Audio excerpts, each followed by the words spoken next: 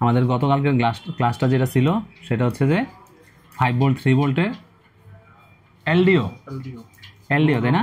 হ্যাঁ, এলডিও। তো এই যে আমাদের এইখানে 19 ভোল্ট আসার সাথে সাথে এই এলডিও জেনারেট হয়ে যাবে, তাই না? হ্যাঁ, বিন ভোল্টেজ ঢোকার সাথে সাথে আমাদের এই এলডিও ভোল্টেজ VRS3 এবং VRS5 জেনারেট হয়ে যাবে, ঠিক আছে? হ্যাঁ, ভোল্টেজ রেগুলেটর 3, ভোল্টেজ রেগুলেটর 5, এবং এটা আউটপুট হয়ে দেখেন এখানে 3.3 ভোল্ট পাওয়ার 2 নামে জেনারেট হয়েছে, আর এটা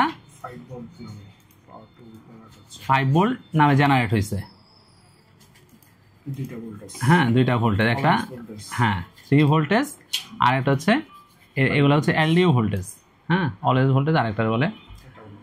তো অনেক বোর্ডে আছে এটা, ওই যে ভাই ইয়াতে যে ঢুকবে তারপরে ওটা ওই যে মসফেট হয়ে যখন আউট হবে, হ্যাঁ মসফেট হয়ে যখন আউট হবে, হ্যাঁ মসফেট সুইচিং হয়ে ওইটা হচ্ছে ওইটার বলে অলওয়েজ, এটা সুইচিং করার জন্য। হ্যাঁ, তো এই 3.3 ভোল্ট পাওয়ার 2 এটাই হচ্ছে এলডিও বা VRS3 বলে, +5A বলে, এই 3A বলে, বা কোনো জায়গায় +5A VA বলে, ঠিক আছে?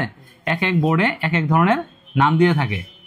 তো নাম যাই হোক, আমরা গতকালকে যেই ক্লাসগুলো দেখছি সেই ক্লাসের মধ্যে এই নামটা আমরা পাইনি, তাই না? আমরা পাইছি VRS3 পাইছি, +5VA পাইছি, তারপরে হচ্ছে এলডিও পাইছি, 3.3 ভোল্ট অক্সিলারি S5 পাইছি।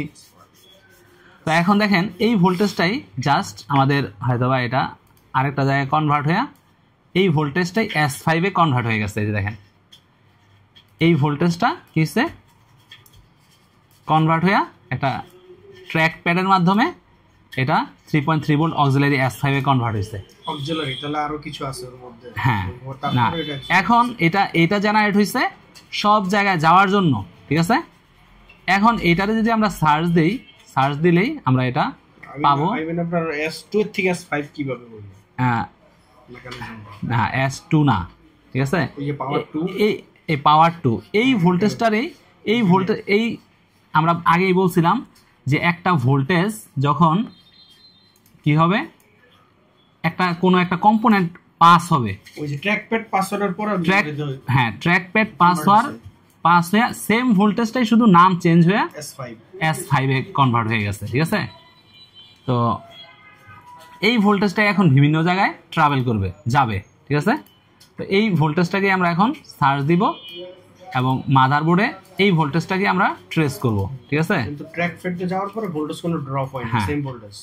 এখন এইখানে দেখেন প্রায় 15টা জায়গায় গেছে এই ভোল্টেজটা। এই যে আমরা যখন সার্চ দিছি তখন হ্যাঁ দেখাচ্ছে কি 15টা জায়গায় গেছে, ঠিক আছে? তো এখন আমরা যদি এই জিনিসগুলারে একটু সার্চ করি বোর্ডে কীভাবে সার্চ করতে হয় এখন আমরা সেইটা দেখব, ঠিক আছে? এই যে 15 জায়গায় গেছে সেই জিনিসটাই আমরা এখন দেখব। আমাদের এইখান থেকে ধরতে হবে। আসলে উপরে উঠলে কি বেশি ভালো দেখা যায়? এটা নির্দিষ্ট রেঞ্জ থেকে ধরতে হবে। এখন দেখেন এইখান থেকে আমাদের 3 নাম্বার পিন হচ্ছে VRS3। এখানে একটা ট্র্যাক প্যাড আছে, ঠিক আছে? এই যে একটা ট্র্যাক প্যাড, এটা রেজিস্টর, ঠিক আছে? PR4505 ট্র্যাক প্যাড হয়ে ভোল্টেজটা বের হয়েছে। বের হওয়ার পরে আমাদের আর কোথায় কোথায় গেছে সেটা আমরা স্কিমেটিকে দেখব।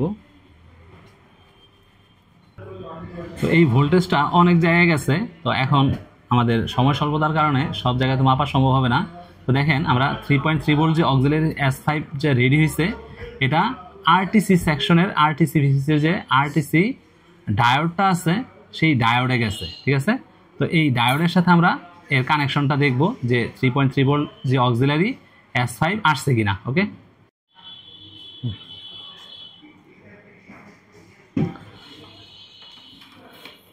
তো এখানে আমরা এই ট্র্যাক প্যাড থেকে জাস্ট এই আরটিসি যে ডায়োড আছে দেখেন এই আরটিসি ডায়োডের 1 নাম্বার লেগে আমাদের এই ভোল্টেজটা ঢুকছে, অক্সিলারি S5 ঢুকছে। প্রায় 15টা জায়গায় ঢুকছে। তো আমরা 15টা জায়গায় তার খুঁজে বের করতে পারবো না। দেন আমরা এখন দেখি যে আরও কোনো জায়গায় আমরা পাই কি না। তো এখন দেখেন আমরা আরেকটা লাইন পাইছি, সেটা হচ্ছে 1 পয়েন্ট, এই যে Q1702 এর মধ্যে আমরা আরেকটা এই 3.3 ভোল্ট অক্সিলারি S5 ভোল্টেজ পাইছি। ঠিক আছে, আরেকটা জায়গায় পাওয়া গেছে। তো এখানে আমরা আরেকটা পাইছি Q1701, এই জায়গায় আমরা আরেকটা পাইছি। তাহলে আমরা প্রায় 3 থেকে 4টা জায়গায় অলরেডি পেয়ে গেছি। ঠিক আছে, এই 3.3 ভোল্ট অক্সিলারি S5। ওই যে ওইখানে দেখেন আয়োর 122 নাম্বার পিনে এই যে 3.3 ভোল্ট অক্সিলারি S5 ঢুকছে, এই যে হ্যাঁ, এই যে 3.3 ভোল্ট অক্সিলারি 122 নাম্বার পিনে ঢুকছে। তো আমরা এই বোর্ডেও এখন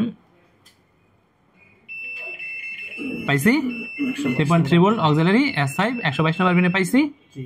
ঠিক আছে, ওকে। তো এইভাবে যদি আমরা এই 15টা ভোল্টেজ, আমরা একটা মাদারবোর্ডে 15টা জায়গায় আসছে, আরেকটা বোর্ডে 20 জায়গায় যেতে পারে, আরেকটা 10 জায়গায় যেতে পারে, 20টা পয়েন্টে যেতে পারে। ধরেন 5-7টা মাদারবোর্ড কোম্পানি আছে।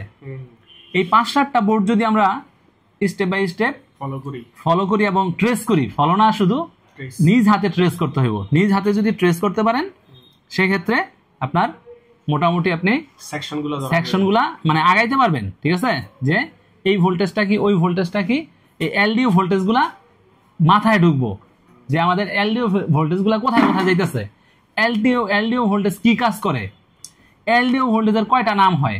ঠিক আছে, এই জিনিসগুলা। দেন এলডিও ভোল্টেজের পরে আমরা যাব হচ্ছে অলওয়েজ ভোল্টেজে। ঠিক আছে, তো আমরা আজকের মতো এইখানেই সমাপ্ত ঘোষণা করতেছি এই এলডিওর ক্লাস। গতকালকে আমরা এটার থিওরি ক্লাস দেখাইছি, আজকে আমরা একটু প্র্যাকটিক্যালি দেখাই দিলাম। Thank you.